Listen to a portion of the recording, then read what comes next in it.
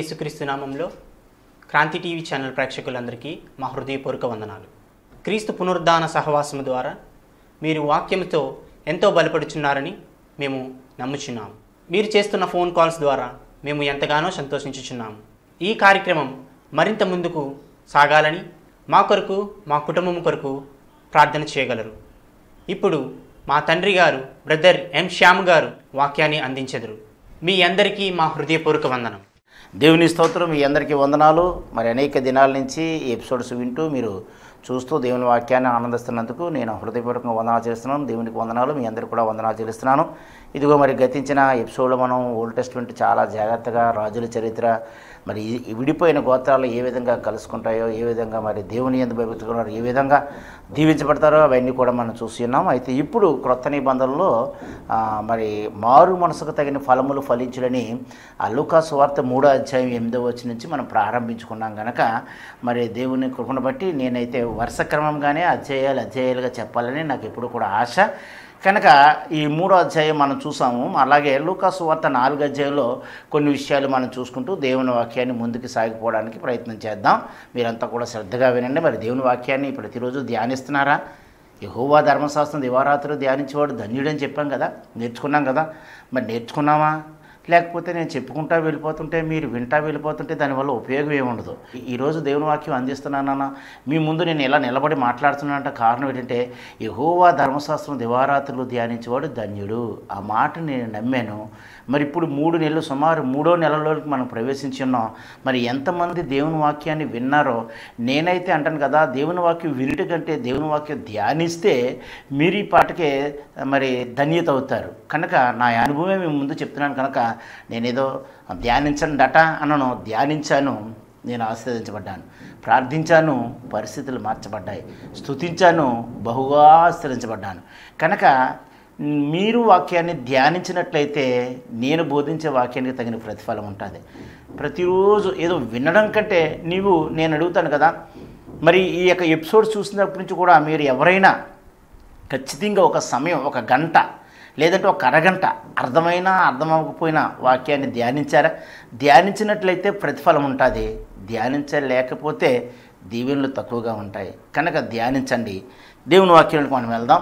లూకా సువార్తలో కూడా అసలు లూకా సువార్త రాసినది ఎవరు? లూకా. చెప్పుచున్నది ఎవరు? నిన్నటి వరకు ముందు ఎపిసోడ్లో చెప్పినంత యోహాను గారు. ఇప్పుడు చెప్పుచున్నది ఎవరు? యేసుప్రభు వారు. అయితే రాసినదేమో లోకయ్య, చెప్పుచున్నదేమో యేసయ్య, వినుచున్నదేమో మనమయ్యా. కనుక ఇక్కడ యేసుప్రభు వారు తన యొక్క బోధని ప్రారంభిస్తున్నారన్నమాట.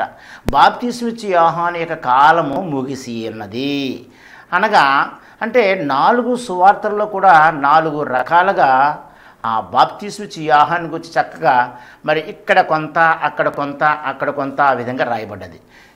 మత్తయి సువార్త 14వ అధ్యాయంలో మనం చూసినట్లయితే బాప్తిస్మిచ్చి యోహాను యొక్క తల ఛేదించిన తర్వాత ఆయనకు బాధ కలిగి యేసుప్రభు వారికి, అంటే బాప్తిస్మిచ్చి యోహాను శరసాలను తీసి ఆ నాట్యం ఆడించిన తర్వాత ఆ పళ్ళెములో పెట్టి ఆ తల ఇచ్చిన తర్వాత, అంటే మనకందరూ తెలుసుగా క్లుప్తంగా చెప్తున్నాను. ఆ తర్వాత ఆయనకి బాప్తిస్మిచ్చి యోహాను మరణించారన్న సంగతి తెలిసి ఆయన ఏం చేశారంటే, ఆయన వేరే ప్రాంతం, దూరంగా వేరే ప్రాంతానికి వెళ్ళి ఆయన మరి ఎంతో విచారంతో అయినా ఏకాంతంకి వెళ్ళి అయినా ప్రార్థన చేస్తున్నాడు.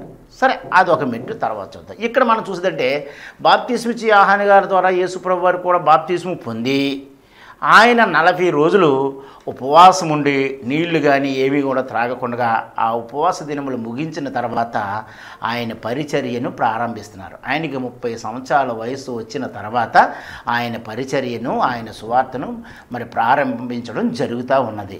ఆ ప్రారంభ దినాలలో మరి ఎక్కడి నుంచి ప్రారంభమైంది? అది నజరేతులో నుంచే ప్రారంభమైంది. నజరేతులో నుంచి మంచిది ఏదైనా రాగలదా అని అన్నప్పుడు, అంటే ఈ నజరేతు ఎక్కడున్నది?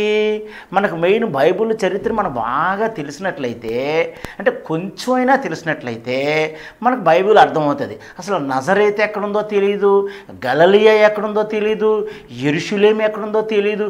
ఇవి తెలియకుండా మనం బైబిల్ చదవడం వల్ల అంతా ఒకటే కదా అనుకుంటాం. కానీ ఈ నజరేతు అన్నది ఇజ్రాయేల్ గోత్రములో ఉన్నటువంటి దక్షిణ భాగంలో ఉన్నదండి. ఈ యొక్క నజరేతు ఎక్కడ ఉన్నదండి? నజరేతు ఇదిగోండి. నేను ఎప్పుడు కూడా ఈ చార్ట్ని ఎందుకు ఇస్తానంటే ఏది మనకి అర్థం అవ్వాలన్నా తప్పనిసరిగా కూడా చార్ట్ మనం అప్పుడప్పుడు మనం చూసుకుంటూ ఉండాలి.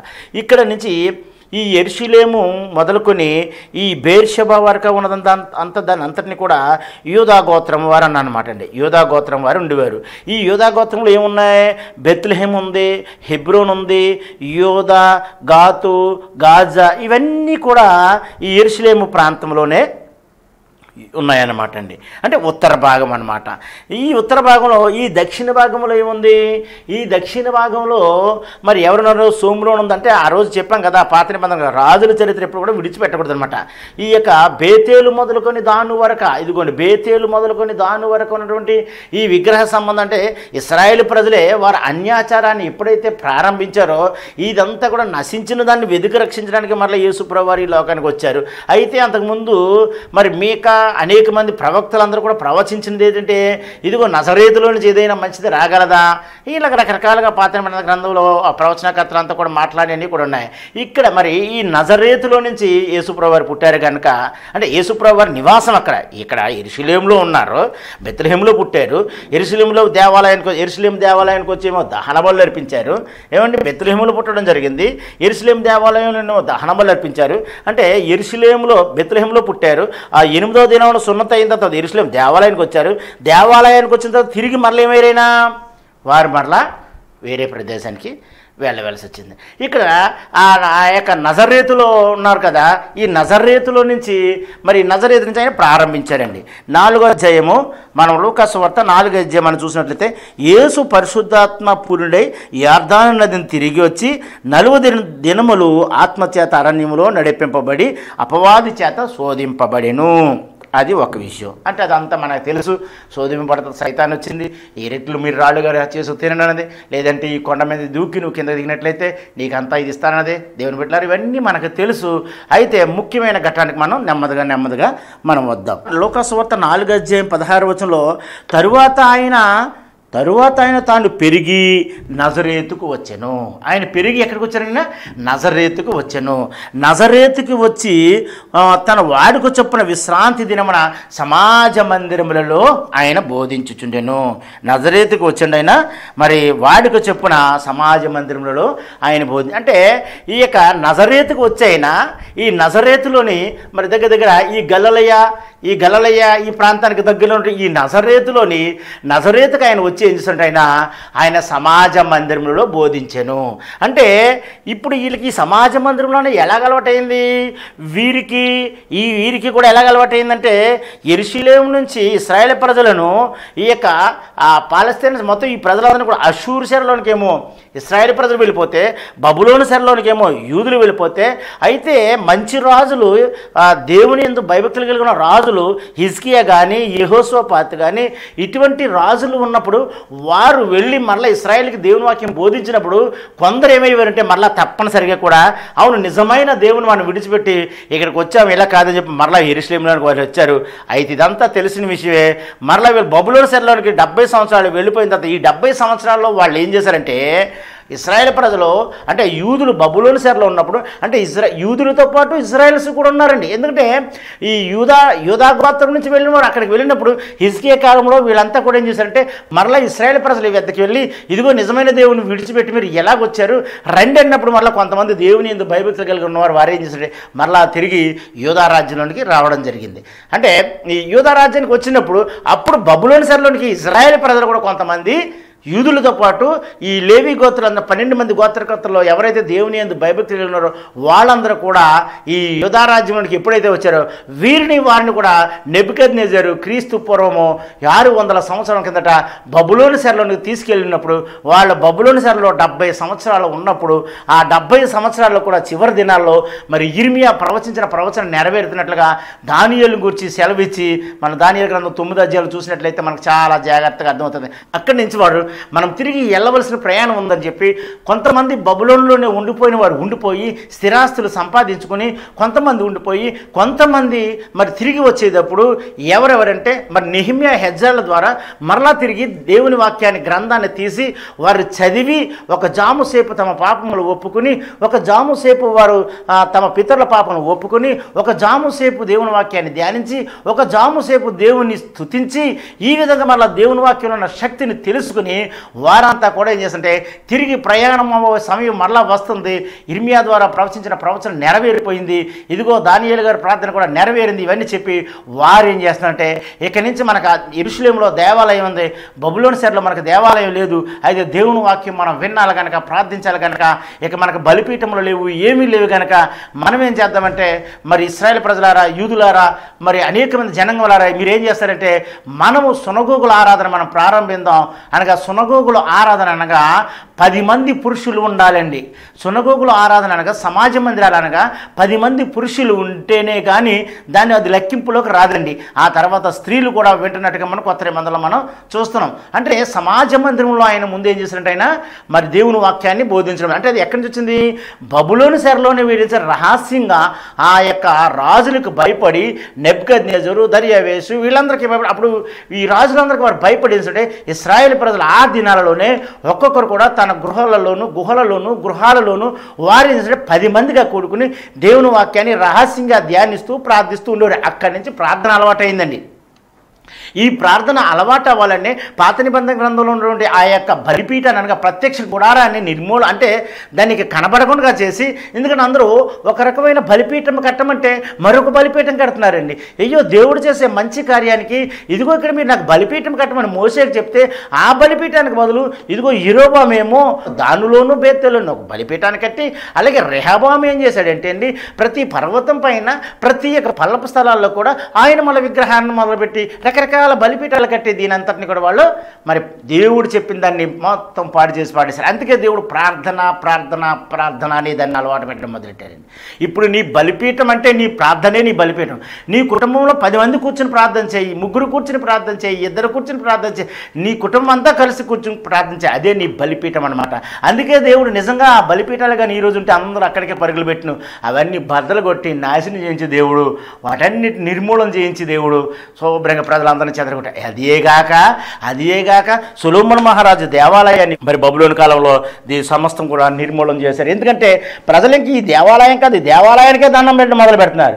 ఈ బలిపీఠాలు మానేసి దీనికే పెడుతుంటే ప్రజలందరూ కూడా ఇలాగ కాదు, ఈ దేవాలయాన్ని ఒక విగ్రహంగా చేసుకుంటారని చెప్పి ఆ దేవాలయాన్ని కూడా ఆయన ఏంటంటే మొత్తము మరి నాశనం చేయించేశారు. నాశనం చేసిన దాన్ని మరలా తిరిగి అయితే ఈ దేవాలయాలకి పరిమితం కాకుండా దేవుడు అందుకే అన్నాడు సమరస్థితిగా, మేము ఈ పర్వతం మీద ఆరాధించాలా, ఎక్కడ ఆరాధించాలా ఆయన అన్నప్పుడు ఈ పర్వతం మీద నేను ఈ దేవాలయంలోనే కాదు ఆత్మతో సత్యంతో ఆరాధించే కాలం వచ్చిన అన్నాడు.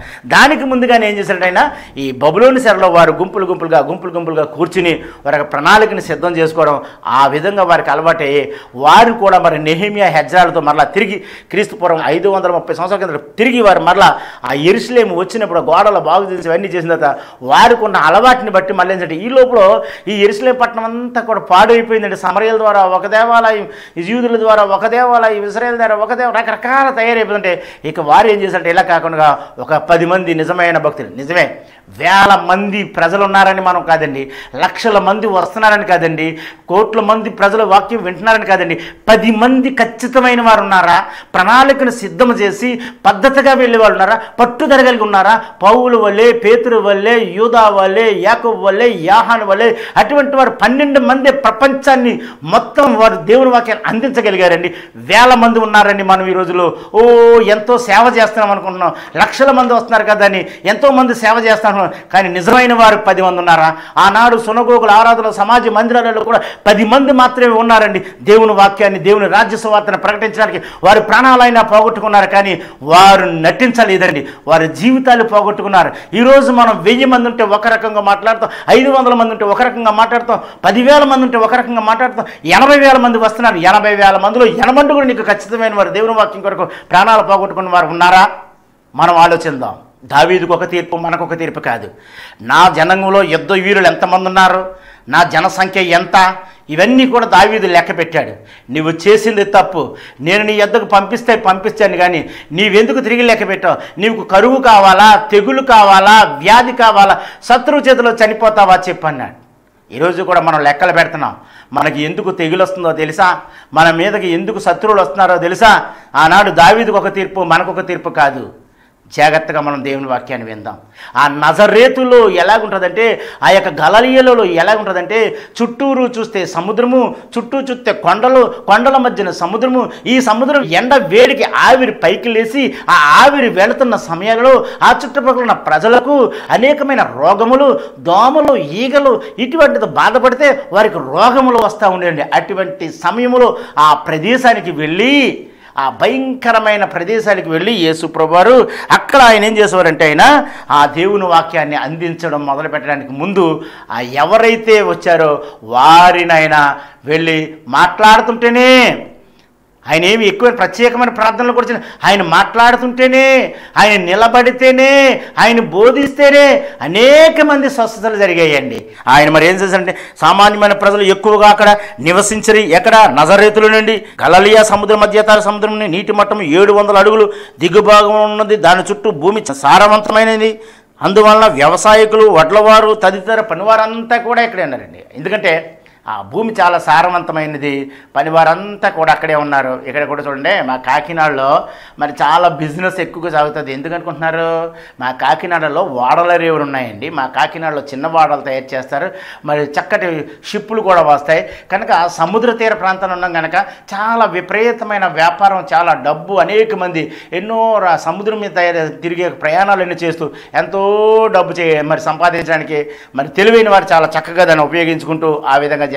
అదేవిధంగా మరి అక్కడ కూడా ఆ గలిలయ సముద్రం ఉంటుంది. ఎంత కలిపి ఎంతో కాదండి, 70 కిలోమీటర్లు, 40 కిలోమీటర్లు పొడవు వెడల్పు. దాంట్లో నుంచి యేసు ప్రభువు గొప్ప గొప్ప అద్భుత కార్యాలు చేయబోతున్నారు. అటువంటి సమయంలో ఆయన ఆ యొక్క మురికి ప్రాంతాన్ని ఆయన ఎన్నుకున్నాడు. ఈరోజు మనం కూడా మరి మురికి ప్రాంతం, ఈరోజు చాలామంది సేవకులు అయితే అటువంటి మురికి ప్రాంతాలను ఎన్నుకుని వారితో కూడా కష్టపడి శ్రమపడి మరి దోమలు, ఈగలు, ఎన్నో రకరకాల దోమలతో ఉన్నప్పుడు ఏజెన్సీ ప్రాంతాలు అనగా ఇటువంటి మరి చివరి ప్రాంతాల్లో ఎంతోమంది సువార్థికులు వారు నిద్ర మాని, భోజనం మాని మరి నిజమైన సువార్త సేవ అందిస్తున్న దేవుని సేవకు కూడా నా హృదయపూర్వక వందనాలను చెల్లిస్తున్నాను. ఎందుకంటే కఠినమైన ప్లేస్లో మరి సువార్త అందించడం అంటే చాలా కష్టమైంది. అటువంటి ప్రాంతాన్ని యేసు ప్రభువు వారు ఎన్నుకుని ఆయన వాక్యాన్ని ప్రారంభించారు. మరి 4వ అధ్యాయం లోకాసువార్త 4వ అధ్యాయంలో మనం చూసాం. అయితే 16వ వచనం చూద్దాం. ఆయన తాను పెరిగి నజరేతునకు వచ్చెను, తన వాడుక చొప్పున విశ్రాంతి దినమందు సమాజ మందిరంలోనికి వెళ్ళి చదువుటకై నిలుచుండగా ప్రవక్త అయిన యెషయా గ్రంథము ఆయన చేతికి ఇవ్వబడెను. ఆయన గ్రంథము విప్పగా, అంటే సమాజ మందిరం అండి, సొలొమోను మహారాజు దేవాలయం కదండి, 10 మంది కూర్చున్నది. ఆ సమాజ మందిరం ఎలా ఉందంటే 10 మంది పురుషులు ఉండాలి. అప్పటికే 394 సమాజ మందిరాలు ఉన్నాయండి. దేవుని చిత్తం అయితే మనం ఇక్కడ ఈ సమాజ మందిరాలు, ఎన్ని సమాజ మందిరాల్లోనికి యేసు ప్రభువు వారు వెళ్ళి దేవుని వాక్యం అందించారో మనం కొద్దిగా చూద్దాం. ఎందుకంటే ఇశ్రాయేల్ ఇక బేతేల్లో, సోమ్రోన్లో, ಮತ್ತು ఈ దమస్కోలో, ఇవన్నిట్లో కూడా, ఈ గలిలయలో కూడా, ఈ ప్రదేశం అంతా కూడా సమాజ మందిరాలు ఉన్నాయి. అలాగే యెరూషలేం దేవాలయం ఉంది. యెరూషలేం దేవాలయం కాక కూడా యూదయలో కూడా ఆ చిన్న మందిరాలన్నీ కూడా ఇక్కడ మరి ఉండడం చూస్తుంది. దీన్నే మనం ఏం చేస్తుంటే ఈ సమాజ మందిరాలలో మరి దేవుని వాక్యాన్ని వారు వింటూ ఉంటున్నప్పుడు విశ్రాంతి దినాన్ని ఆయన ఏం చేస్తుంటే ఒక్కొక్క చోటకి వెళ్ళి ఒక్కొక్క దేవుని వాక్యాన్ని ఆయన మరి బోధించడం మనం చూస్తూ ఉంటాం. అప్పుడు 4వ అధ్యాయంలో మనం చూస్తుంటే ప్రభు ఆత్మ నా మీదకి వచ్చి ఉన్నది, బీదలకు సువార్త ప్రకటించుటకే ఆయనను అభిషేకించను, చెరలోనున్న వారికి విడుదలను, గుడ్డి వారికి చూపును కలుగునని ప్రకటించుటకు, నలిగిన వారిని విడిపించుటకును, ప్రభు హితవస్త్రము ప్రకటించుటకును ఆయన నన్ను పంపి ఉన్నాడు అని వ్రాయబడిన చోటు ఆయనకు దొరికెను. ఎందుకంటే ఏంటంటారైనా ఆ యెషయా గ్రంథంలో చెప్పిన యొక్క మాట ఆ చోటు ఈయనకు దొరికిందటండి. ఆ చోటు నాకు దొరికెను. ఆయన గ్రంథము చుట్టూ పరిచారకునికి ఇచ్చి కూర్చుండెను. సమాజ మందిరంలో ఉన్న వారందరూ ఆయనను తేరి చూడగా ఆయన నేడు మీ వినికిడిలోనికి ఈ లేఖనమును నెరవేరుదండి వారితో చెప్పాను. ఏంటంటే యెషయా గ్రంథం విప్పి చూపించి, అయ్యా మరి క్రీస్తుపూర్వం 700 సంవత్సరాలకు ముందుగానే ఈ రాయబడిన వాక్యము ఈ దినాన నెరవేర్చుంది. ఇదిగో బీదలైన నేను మీకు సువార్తను ప్రకటించుచున్నానని చెప్పి ఆ చోటు నుంచి ఆయన ఈ గలిలయ కపెర్నహూముకు ఆయనకు వచ్చి ఆయన అక్కడ బోధిస్తాను అంటే నజరేతు నుంచి మళ్ళీ వేరే మందిరానికైనా వెళ్ళడం జరిగింది. అప్పుడు అక్కడ జరిగిన విషయం అంటే గొప్ప కార్యం జరుగుతుంది. అప్పుడు గలిలయ కపెర్నహూము పట్టణంలోకి వచ్చి విశ్రాంతి దినమున వారికి బోధించుచున్నాడు. ఆయన వాక్యం అధికారంతో కూడినదై ఉండెను గనుక వారు ఆయన బోధకు ఆశ్చర్యపడి ఆ సమాజ మందిరంలో అపవిత్రమైన దయ్యం పట్టినవాడు అక్కడ ఉన్నాడండి. ఈయన ఇంకా ప్రార్థన చేయలేదు, అయ్యా మమ్మల్ని నీవు విడిచి వెళ్ళిపోమని ఆ దయ్యము పట్టిన వాడితో అన్నప్పుడు అంతటా 37వ వచనంలో అంతటా ఆయన గూర్చి సమాచారం ఆ ప్రాంతం అంతటి కూడా వ్యాపించి అంటే 35లో ఏమంటున్నాడు, అందుకు యేసు ఊరకుండము ఇతను వదిలిపోమని దాన్ని గద్దింపగా ఆ దయ్యము వారిని వదిలి వెళ్ళిపోయింది. ఈయన వెళ్ళాడంతేనండి. అలాగే మనం కూడా దేవుని వాక్యంతో నింపబడినట్లయితే, మనం కూడా మరి రాత్రంతా ప్రార్థించినట్లయితే, నిజముగా దేవుని వాక్యంతో నింపబడినట్లయితే, నిజముగా ప్రార్థనతో మనం ప్రార్థించినట్లయితే, ఇదిగో నీవు వెళ్ళినప్పుడు వెంటనే నిన్ను చూసి అవి కేకలు వేసినప్పుడు యేసు నామములో నువ్వు వెళ్ళిపోయినావంటే అది వెంటనే వెళ్ళిపోతుంది. ఈ దినాల్లో వాక్యం తక్కువగా ఉంది, దినాల్లో ప్రార్థన తక్కువగా ఉంది. ఎందుకంటే ఎవరు చూసినా ఎక్కడ చూసినా నా ద్వారానే అద్భుతాలు జరగాలి, నా ద్వారానే దెయ్యాలు పోవాలి, నా ద్వారానే రోగాలు పోవాలి, నా నా నా అనే మాట ఉంటుంది. కానీ అయ్యో వాక్యం ఎంతవరకు ఉన్నది, వాక్యం ఎంతవరకు ఉంది. చివరి దినాల్లో మనం ఉన్నాం, వాక్యం మీద మనం భారం కలిగి ఉందాం. నువ్వు వాక్యం ధ్యానించు, నిజమే ఖచ్చితంగా దయ్యాలు పోతాయి. నాకు అటువంటి అనుభవం ఉంది. నా ఇంటిలో కూర్చుని దేవుని వాక్యం ధ్యానిస్తున్న సమయంలో, నేను ధ్యానిస్తున్న సమయంలో నా పక్కనే ఉన్నటువంటి ఆ గృహంలో చిన్న బాలుడికి ఆ దయ్యము పట్టింది. దయ్యం పట్టినప్పుడు వారు పిలిచిన వెంటనే నేను ఇంకా మరి ఆ షర్ట్ వేసుకుని లోపలికి వెళ్ళినప్పుడు రాత్రి 12 గంటల సమయంలో మరి వెళ్ళిన వెంటనే వారి ఇంటికి వెళ్ళండి అది మళ్ళీ తిరిగి వెళ్ళిపోయినట్టుగా వారు సాక్ష్యం చెప్పారు. అది ఎందులో ఉందో తెలుసా? దేవుని వాక్యం ధ్యానించాలి మనం. చూడండి, మీరు రాకుండానే మీరు బయలుదేరితేనే ఇదిగో మీరు ఇంటిలో నుంచి రాగానే అది బయటకు పోయిందన్నారు. కనుక నిజమైనటువంటి సమయాల్లో దేవుని వాక్యాన్ని మనం అందించాలి. ఎందుకు దేవుని దయ్యాలు పంపిస్తారు కొంతమంది కంటే ఆ సమయంలో దేవుని వాక్యం మనం అందించడానికే కనుక ఆయన మనం గణపరచడానికే ఆ దయ్యాన్ని దేవుడు వెళ్ళగొట్టాడు. ఇక్కడ ఎప్పుడైతే ఆ దయ్యము వెళ్ళిపోయిందో మళ్ళా రెండోది ప్రయాణం అవుతుంది. రెండో మెట్టుగా యేసు ప్రభు వారు ఏంటంటే ఆ దయ్యమును వెళ్ళగొట్టి ఆయన వస్తున్న సమయంలో పేతురు గారి ఇంటి దర్శించారు. పేతురు ఇల్లుని ఎప్పుడైతే దర్శించిన వెంటనే పేతురు గారి ఇల్లు దర్శిస్తే పేతురు అత్తగారు జ్వరంతో పడి ఉన్నది. పేతురు అత్తగారి జ్వరంతో నింపబడి ఉన్నది. యేసు వెళ్ళగానే ఆమె జ్వరము విడిచిపోయింది. మనం జ్వరం విడిచిపెట్టాం, వెంటనే మనం విస్తారమైన పనులు పెడతాం. కానీ ఆమె అయితే వెంటనే ఆయనకి మరి ఉపచారం చేయసాగింది. అలాగే మనం చూసినట్లయితే 40వ వచనం, సూర్యుడు అస్తమించుండగా నానావిధ రోగముల చేతను పీడింపబడిన వారు ఎవరెవరు వారి యొద్ద నుండి వారందరూ ఆ రోగులను ఆయన యొద్దకు తీసుకుని వచ్చారు. అప్పుడు ఆయన వారిలో ప్రతివాని మీద చేతులుంచి వాళ్ళని స్వస్థపరిచారు. ప్రతి ఒక్కరి మీద చేతుల నుంచి ప్రార్థించున్నారు. కొంతమంది అయితే ఈ దినాలు సేవకులు ప్రార్థించిన వెంటనే ప్రసంగం అయిపోయిన వెంటనే నా రెస్ట్ రూమ్లోకి పోవాలనుకుంటారు. కానీ ఆ శక్తితో ఉన్నప్పుడే దేవుని బిడ్డని మరి ఆశీర్వదించాలని, దేవుని బిడ్డలు ఆ యొక్క స్వస్థపరచాలని మరి ఉన్నట్లయితే చాలా సంతోషం. కనుక ఇంకా అలా చూసుకున్నాను పోయినట్లయితే చాలా కనపడతాయి. ఇటు విధంగా కాకుండా ఇంకా మనం ఇక్కడ 4వ అధ్యాయంలో ఆ విధంగా ఉంది. అయితే మనం 5వ అధ్యాయానికి ఒక్కసారి మరలా వద్దాం. మనం మొదటి నుంచి కొన్ని వచ్చిన చూద్దాం. జన సమూహము దేవుని వాక్యమును వినుచు ఆయన మీద పడుచుండగా ఆయన గర్నెసెరెతు సరస్సు తీరమున నిలిచి ఆ సరస్సు తీరమున 2 దోణులు చూచెను. గర్నెసెరెతు అనగా ఇదేనండి గలతీయ, దీనికి అనేక రకాల పేర్లు ఉన్నాయి. ఈ యొక్క సరస్సు తీరం మీద ఉన్నప్పుడు, ఈ యొక్క సరస్సు మీద కూర్చున్నప్పుడు అక్కడ పేతురుని వీరంతా కూడా 2 దోణులు ఆయనకి కనబడుతున్నాయండి. జాలారులు వాటిలో నుండి దిగి తమ వలలను కడుగుచుంటారు. ఆ దోణుల్లోంచి దిగి జాలారులో తమ వలలను కడుక్కుంటున్నారండి. ఏం చేస్తారు? తమ వలలను కడుక్కుంటుంటే దులుపుతున్నారు. అయితే ఆయన చూసి దులిపి కడుగుతుంది. చూసి ఆయన ఏమంటే, అయ్యా ఈ దోణిలో లోనికి నడిపించనేయండి వీళ్ళు. ఆయన ఏం చేస్తుంటే ఆ దోణి ఎక్కి దేవుని రాజ్య సువార్త ప్రజలందరికీ బోధిస్తూ ఉంటున్నప్పుడు అప్పుడు అంతలో ఆయన అన్నారు కదా, మరి లోనికి వెళ్ళిన తర్వాత ఈసారి మీరు వల వేయండి అన్నారు. అయ్యా వారు కడుగుతూ ఉన్నారు. అయ్యా రాత్రంతా శ్రమ పడ్డాం బాబు, ఒక్క పరిగి కూడా పడలేదయ్యా అనే వాళ్ళు ఎంతో ప్రాధాన్యపడి రాత్రంతా వలేసారని ఒక్క చేప కూడా పడలేదట. అయినను అయ్యా నీ మాట సెలవు ప్రకారంగా మేము వేస్తామని చెప్పి వారు యేసు ప్రభు మాట సెలవు ప్రకారంగా ఆ వల వేసినప్పుడు ఆ వలలో నుంచి మరి ఆయన మరి విస్తారమైన చేపలు పడ్డాయి. విస్తారమైన చేపలు ఎప్పుడైతే పడ్డాయో ఆ 2 దోణులు కూడా పట్టనని వీరు ఒక దోణి లోపలికి వెళ్ళింది, ఆ వల వేశారు. 2వ దోణి వరకు సజ్జలు చేసి సైకిల్ చేసి రండి రండి రండి రండి రండి రండి, ఇదిగో మాకు విస్తారమైన చేపలు పడ్డాయి, మాకు సహాయం చేయని సైకిల్ చేసి వారు అరిసినప్పుడు వారు వచ్చారు. ఆ 2 దోణుల నిండా చేపలు పడ్డాయి. ఒక్క దోణిలో 10 టన్నులు పడతాయంట. ఒక్క దోణిలో 10 టన్నులు పడతాయంట. 2 దోణులకి 20 టన్నులు పడ్డాయంట.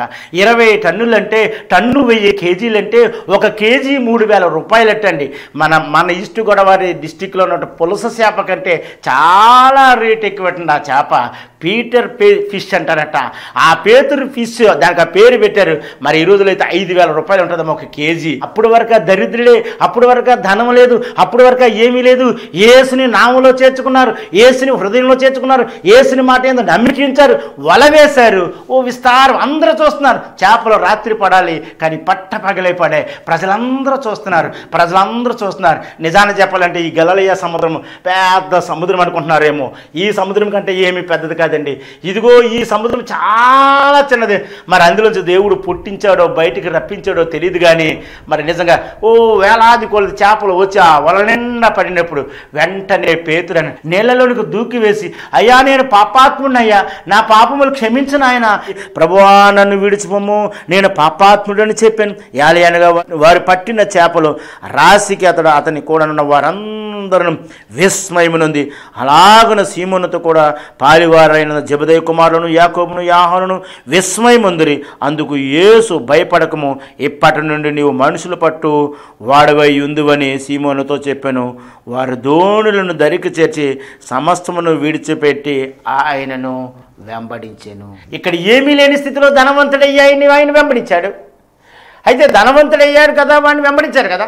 ఇంకొక ధనవంతుని మనం చూద్దాం ఒకసారి.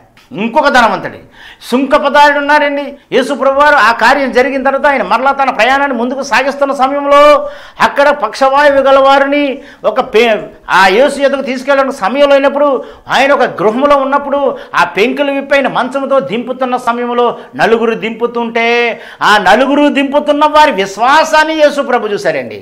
అంటే పక్షవాయువుతో ఉన్నవాడికి, అంటే లేకపోతే మరణాపాయంలో ఉన్నవాడికి విశ్వసించంటే విశ్వసించలేడు, కానీ పక్కనున్న వారి విశ్వాసాన్ని దేవుడు చూశాడండి. వారి విశ్వాసాన్ని బట్టి ఆయన అతన్ని స్వస్థపరిచినారు. వెంటనే వారి ఎదురు లేచి తాను పండుకొని ఉన్న మంచమును ఎత్తుకొని దేవుని మహిమపరచుతూ తన ఇంటికి వెళ్ళెను. అందరూ విస్మయముందిరి. నేడు గొప్ప వింత చూచితమని దేవుని మహిమపరచుతూ భయముతో నిండుకొని అటు పిమ్మట ఆయన బయలుదేరి లేవి అను ఒకడను సుంకరిని చూసి, లేవి అను ఒక సుంకరిని చూసి సుంకపు మెట్ట ఎద్ద కూర్చున్నట్టు చూచి నన్ను వెంబడించుమని అతనితో చెప్పగా అతడు సమస్తమును విడిచిపెట్టి లేచి ఆయన్ని వెంబడించాను. నన్ను వెంబడించుమని అంతే అండి. ఇక్కడేమో దరిద్రుడేమో ధనవంతుడు చేసి ఏమో ఆయన వెంబడిస్తే, ఇక్కడ గొప్ప ధనవంతుడైనటువంటి ఈ లేవిని చూసేటంటే నీవు నన్ను వెంబడించము, కమాన్, నువ్వు నాతో రా, నన్ను నీవు వెంబడించమన్నాడు. ఆయన సమస్తాన్ని విడిచిపెట్టేశారటండి. ఆ ఊర్లో సుమారు యేసుప్రభు వారు 5,000 మందికి 5 రెట్లు పంచిపెట్టినప్పుడు సుమారు ఎంతమంది ఉన్నారంటే 50,000 మంది అని కొంతమంది అంటారు, 25,000 మంది అని కొంతమంది అంటారు. ఈ జనంగానంతా పిలిచి ఆయన మరి ఏ విందు చేయించాడో తెలియదు కానండి, గొప్ప విందు చేయించేసి, ఎందుకంటే యేసు మీద ఉన్న మక్కువ వీరు విని ఉన్నారేమో ఆహారాలు. అందుకే కూడా ఉన్నాయి ఆ లోకాసు వార్త 3:9 వచనంలో కూడా సుంకపదారులు వచ్చి 10వ వచనం చూసినట్లయితే 3 నుంచి 10 చూసినట్లయితే సుంకపదారులు వచ్చి మేమేమి చేయాలంటే ఇదిగో వస్త్రం లేని కూడా వస్త్రాలు ఇవ్వండి అన్నారు, ఆహారం లేని ఆహారం పెట్టండి అన్నారు. సుంకపదారులు వచ్చి మేమేం చేయాలంటే ఇదిగో నీతిగా న్యాయంగా జీవించండి అన్నారు. ఇవన్నీ విన్నారు కనుక ఈ వాక్యాన్ని నేనేం చేస్తానంటే అతను కొన్నదాన్ని అక్కడి నుంచి ప్రారంభించేస్తున్నారండి. కనుక ఈ సమాజ మందిరాలలో మరి అనేకమైన వాక్యాలు చెప్తున్నప్పుడు యేసు ప్రభు వారు ఆయన దగ్గర అనేక మంది వచ్చిన్నారు. కనుక ఇక్కడ మనం పేతుని చూస్తాం, ఏమీ లేని పేతుని ధనవంతుడు చేశాడు. ధనవంతుడైన లేవిని చూస్తాం, అతను కూడా ధనాన్ని విడిచిపెట్టి ఆయన వెంబడించాడు. మనం ఈ దినాల్లో ఎలా వెంబడిస్తున్నాం? ఇదిగో నేను ఇంతగా యేసయ్య అంటే నాకు ఇంతకు ఇష్టం అంటే ఏమీ లేని స్థితిలోంచి దేవుడు నన్ను ఆ యొక్క సాధారణమైన కార్పెంటర్ నుంచి మరి ఒక్కొక్క మెట్టు ఒక కాంట్రాక్టర్ నుంచి ఒక షాపు ఓనర్గా చేసి ఈ విధంగా దేవుడు చేసి కనుక దేవునిపై నాకున్న యేసుపై నాకున్న మక్కువను బట్టి నేను దేవుని వాక్యాన్ని అందించడానికి ప్రయత్నం చేస్తాను. దేవుని బిడ్డలారా, మరి ఇంతవరకు అనేకమైనటువంటి ఎపిసోడ్స్లో మరి నా సొంత కష్టార్జితాన్ని నేను ఖర్చు పెట్టి మరి ఈ యొక్క వాక్య పరిచర్యకు నేను ఎంతగానో ముందుకు వచ్చాను. మీరు కూడా ఏమైనా నిజంగా మీ చేతి పని దేవుడు దీవిస్తే మరి ఈ యొక్క సహాయం చేసినట్లయితే ఈ కార్యక్రమం ఇంకా ముందుకు సాగిపోను. దేవుడి మాటలు దీవించను గాక. ఆమేన్. ప్రార్థన. దయగల మా తండ్రి, ప్రేమగల మా ప్రభువా, నీకు లెక్కలేని స్తుతులు స్తోత్రాలు. ఇంతవరకు నా తండ్రి అనేకమైన ఎపిసోడ్స్లో మీరు మాకు సహాయం చేసి ఉన్నారు. నీ బిడ్డలో మేము కలిపి నీ వాక్యాన్ని వినినప్పుడు ఎంతగానో సంతోషించినాం ప్రభా. ప్రతి బిడ్డ కూడా నీ వాక్యాన్ని వింటున్న ప్రతి విశ్వాసి, ప్రతి క్రైస్తవులు కూడా నీ వాక్యాన్ని విని అందులో విషయాలు గ్రహించి నాయనా ఏ వాక్యం అయితే వినరో ఆ వాక్య ప్రకారంగా జీవించుటకు నీ కృప, నీ కనికరం, దయ మాకు తోడుగా ఉంచి నీ వాక్యాన్ని వినుచుంటుండగానే గొప్ప అద్భుతాలు చేయుచున్నావు గనక నా తండ్రి, ఏ బిడ్డలైతే నీ వాక్యాన్ని విన్నారో వారి ఇంటిలో, వారి గృహాల్లో గొప్ప అద్భుత కార్యాలు జరిగించి వారి ప్రతి అవసరత తీర్చమని యేసు నామమున వేడుకుంటున్నాను తండ్రి. ఆమేన్. మా అడ్రస్ బ్రదర్ ఎం శ్యామ్ గారు, మా డోర్ నెంబర్ 7019-131/2, గుడారిగుంట, కాకినాడ, జయప్రకాష్ నగర్. మా ఫోన్ నెంబర్ 9885882383. మీ అందరికీ వందనములు.